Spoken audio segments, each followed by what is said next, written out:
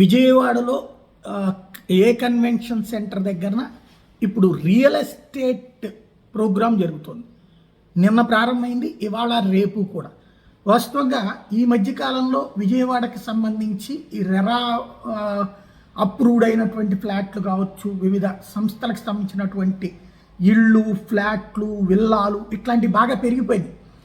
రాష్ట్ర విభజన తర్వాత మొదట్లో విపరీతమైన స్పీడ్తో పెరిగి ఆ తర్వాత అమరావతి ప్రకటన తర్వాత స్లో డౌన్ అయినటువంటి విజయవాడ ప్రాంతంలోని హౌసింగ్ కన్స్ట్రక్షన్స్ అన్నటువంటిది ఈ మధ్యకాలంలో విపరీతంగా మళ్ళీ కంప్లీట్ చేసినటువంటి అమ్మకాలకు వచ్చినాయి.